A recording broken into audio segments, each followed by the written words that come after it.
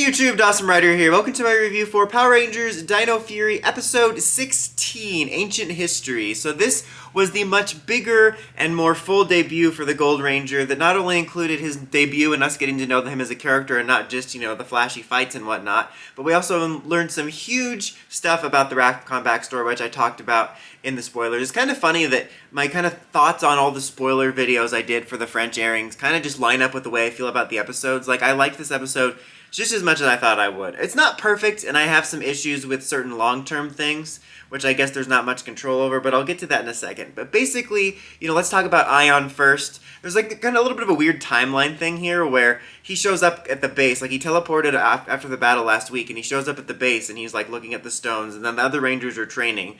I don't know where he went before that, I guess to get the clothes he had, but he shows up at the base to meet the other Rangers, and he demorphs. And like I said, he's got modern day clothes, which just seems weird to me, because I don't know why he would have them unless he went on a little bit of a mini walkabout between this episode and the last one. But I don't know, that's just weird. I'm hoping that we are not robbed of some fish out of water moments and humor with him, because that's honestly one of my favorite things about Zato, is that he has these funny fish out of water stuff because of him being from Rafcon and whatnot. He kind of reminds me of, I don't remember the name of the movie, but there was this movie, I think it was maybe one of the versions of 17 again, where these kids' grandparents got turned into teenagers and they're reacting to the modern world. That's kind of what Zato reminds me of sometimes. But anyway, Aiyon introduces himself, and he's from Rafcon, and Amelia's like, Antennae? What's up with the pronunciations in this show? Antennae, Ankelo, last week they said Serpentira. Anyway, they established he's from Rafcon, and he talks about how he was a knight with I almost said with Xandar. That's a totally different thing. A knight with Zato, and he describes their past, and they clearly show that he has beef with Zato, but they don't know why. But then they show it to us, and they show us the backstory, which I talked about in the spoiler videos, that long ago, predating them becoming Rangers, they were under attack from some sort of evil, or they were about to be under attack from some sort of evil, and it was Rafcon that created the Sporix beasts, and there was effectively a vote to put like the Sporix beast plan or production into place, and everyone was for it, including Zato, except for Aiyon, who believed that it wasn't right yet, that something was going to go wrong, and it was too untested. But Zato voted for it, and that leads to an actual fight. Like in the spoilers, I thought it was just a disagreement, but they actually had a fight over it, which was pretty crazy. But it seemed like Aiyon was the only one that was against it, and not only against it, but right. That's what led to the creation of the Sporix in the first place, which, as we know, led to, Rafcon actually being attacked by the Sporix, and then Earth, and then becoming Rangers. I'm just a little confused by, I guess they were on a team together, but they seemed to work okay together before. Because, the whole thing here is that he doesn't want to work with them because of the decision he made. But clearly he worked with them in some capacity before, because the decision about the Sporix happened before they became Rangers, and then they became Rangers afterwards. So I don't know, but it was pretty cool to see that stuff and the backstory about it. Like I said, I had a theory that maybe the evil that was going to invade was Zed, which could draw a further connection. And they also show a little bit of the final battle on Earth with the Sporix, and we get to see one of the final Megazord formations that has the Terra Freeze Megazord in it, because it shows you how when the Megazord blew up and separated, that's when Zato wound up underground, and we see the green Morphin Master who awoke him and said, "We need your help to defeat Lord Zed." And then this was another thing I was a little bit confused by timeline-wise. Because Amelia says, well, it's Zordon. I keep mixing up Zed and Zordon whenever I talk about them, but Zed hadn't been around for a long time. I'm like, wait, was this filmed? I mean, I think this was filmed before they filmed the Zed episode, but chronologically the knowledge should be there. And it was weird, too, with the timing, because they show that the Prism clearly went to find Aiyon and notify the Morphin Masters. But that was before they knew Zed was going to awaken, but then it awakened him for Zed.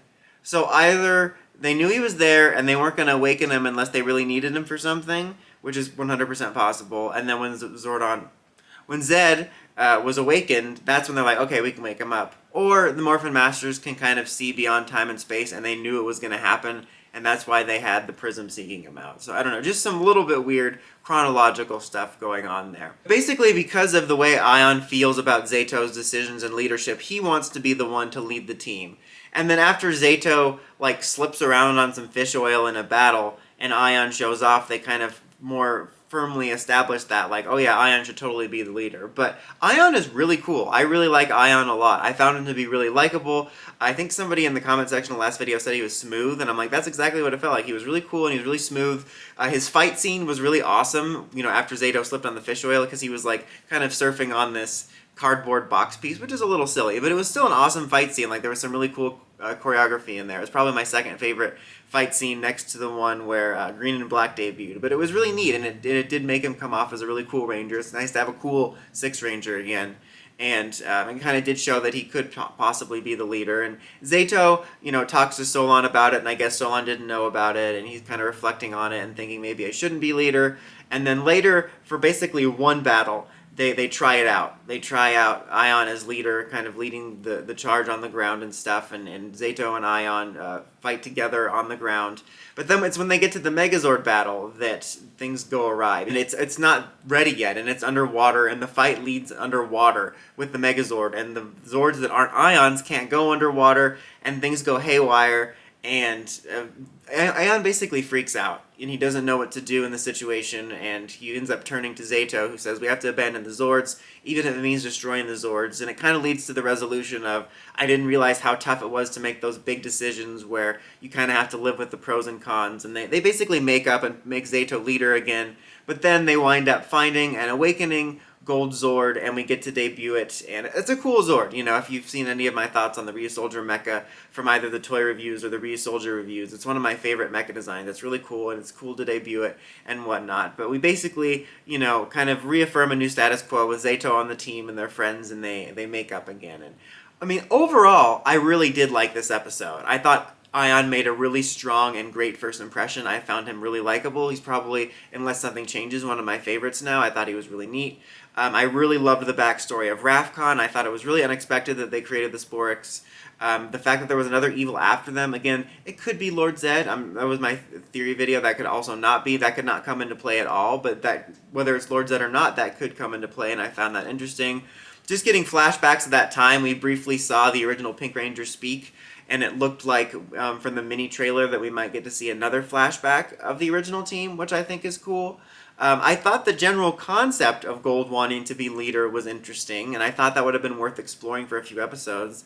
Apparently, Simon Bennett had said that they couldn't allow there to be a conflict between Rangers for more than an episode, which it's so weird how many weird rules Power Rangers is tied into. But I guess, you know, that kind of softens my criticism a little bit because they really had no choice. But regardless of the fact that they couldn't do it, that's definitely something I would have loved to have seen explored longer. I mean, it would have been cool to see Gold as leader for maybe a few episodes. I mean, that would have been an interesting status quo change.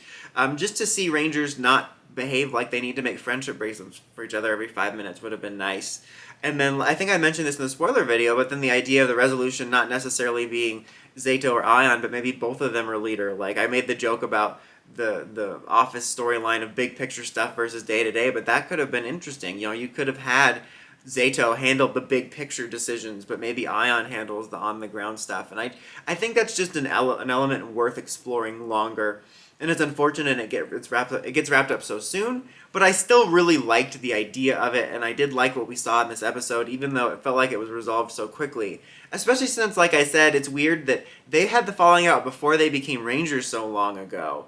And then they had to be Rangers together, so wouldn't he have come to that conclusion sooner instead of 65 million years later and a whole other Ranger team later? But I don't know. I still thought this was one of the best episodes. I really liked it. I would give it a 4 out of 5. Great intro for Gold. Great backstory. I'm really looking forward to learning even more about that, hopefully, in the future and seeing this play out. But what did you guys think of the episode? Let me know in the comments as always. Until next time, like, comment, subscribe, and climb the steps and ring that bell so you can get notifications for my videos. Dawson Ryder, signing out.